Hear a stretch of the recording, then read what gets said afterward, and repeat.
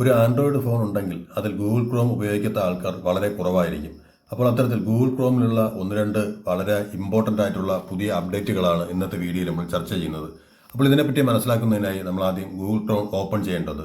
നമ്മുടെ ഗൂഗിൾ ക്രോമിൽ വരുന്ന നമ്മുടെ ഈ ഗൂഗിൾ ക്രോം ഇങ്ങനെ ഓപ്പൺ ചെയ്യുന്ന സമയത്ത് ക്രോം ഇങ്ങനെ ഓപ്പൺ ചെയ്തെടുത്തു കഴിഞ്ഞാൽ നമുക്ക് കാണാം വലിയ ഫോണൊക്കെ ആണെന്നുണ്ടെങ്കിൽ ഈ സെർച്ച് ചെയ്യാനുള്ള ഭാഗം എന്ന് പറയുന്നത് വളരെ മുകളിലായിട്ടായിരിക്കും കിടക്കുന്നത്.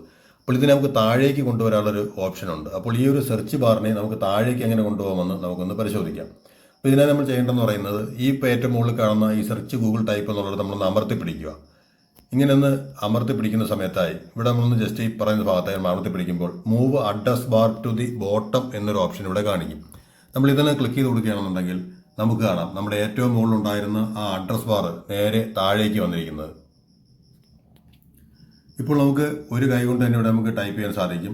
എന്തെങ്കിലും കാര്യങ്ങൾ ടൈപ്പ് ചെയ്യുന്നതിന് മറ്റും വളരെ എളുപ്പത്തിൽ സാധിക്കുന്ന രീതിയിലേക്ക് ഇത് താഴേക്ക് മാറ്റുവാൻ സാധിച്ചിട്ടുണ്ട്. അപ്പോൾ നമ്മൾ ടൈപ്പ് ചെയ്യുന്നാൽ ഇവിടെ കാണാം. അടുത്ത നമുക്ക് ടാബ് എടുക്കുന്നതിന് മറ്റും ഏറ്റവും താഴെയായി ഈ ഒരു ഓപ്ഷൻ വന്നിരിക്കുന്നതായി കാണുവാൻ സാധിക്കും. അപ്പോൾ ഇതുപോലെ നിങ്ങളൊന്ന് ചെയ്ത് നോക്കുക. ഇതിന് ഇങ്ങനെ അല്ലാതെ നമുക്കൊരു ഓപ്ഷൻ ഉണ്ട്. ഇത് ചെയ്യാതെ തന്നെ നമുക്ക് വേറെ രീതിയിൽ ചെയ്യാം.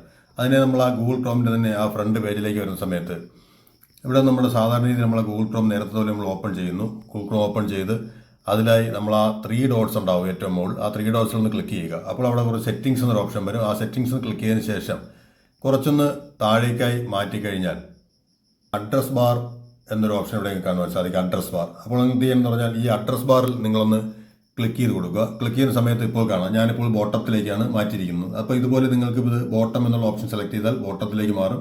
ടോപ്പാണ് കൊടുക്കണമെങ്കിൽ ടോപ്പിലേക്ക് മാറി വരുന്നതാണ്.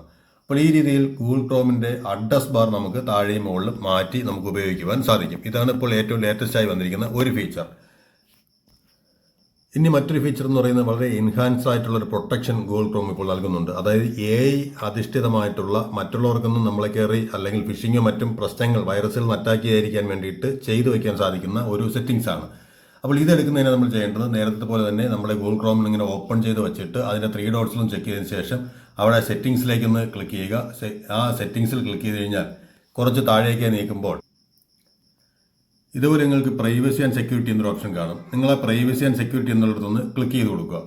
പ്രൈവസി ആൻഡ് സെക്യൂരിറ്റിയിൽ ക്ലിക്ക് ചെയ്യുന്ന സമയത്തായി നിങ്ങൾക്ക് ഇതുപോലെ ഇതിനകത്തേക്ക് കടക്കുവാൻ സാധിക്കും. ഇതിനകത്ത് കയറി കഴിഞ്ഞാൽ കുറച്ച് താഴേക്കായി മാറ്റിക്കഴിഞ്ഞാൽ ഇവിടെ ഇതുപോലെ സേഫ് ബ്രൗസിംഗ് എന്നൊരു ഓപ്ഷൻ ഉണ്ടാവും. നിങ്ങൾ ആ സേഫ് ബ്രൗസിംഗ് ഒന്ന് ഓപ്പൺ ചെയ്യുക. ഓപ്പൺ ചെയ്തിട്ട് ഇതിൻ്റെ ഏറ്റവും മുകളിൽ കാണുന്ന ഞാനിപ്പോൾ ക്ലിക്ക് ചെയ്തിരിക്കുന്ന ഈ ഒരു എൻഹാൻസ്ഡ് എന്നുള്ള ഈ ഒരു ഓപ്ഷൻ തന്നെ നിങ്ങൾ സെലക്ട് ചെയ്യുക.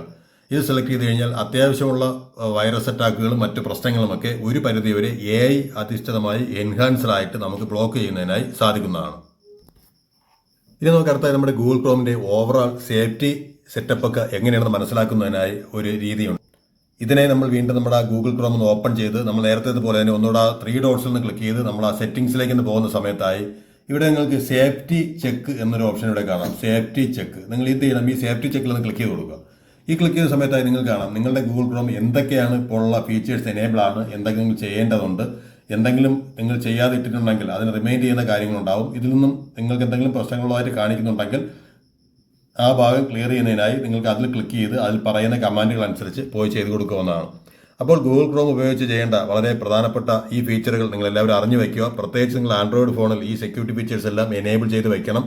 കൂടാതെ നമുക്ക് താഴെന്നും നമ്മുടെ മുകളിലേക്കൊക്കെ മാറ്റി ഉപയോഗിക്കുന്ന ബ്രൗസിങ്ങിൻ്റെ സാധനങ്ങളൊക്കെ നിങ്ങൾക്ക് അതുപോലെ തന്നെ ഉപയോഗിക്കാൻ സാധിക്കും.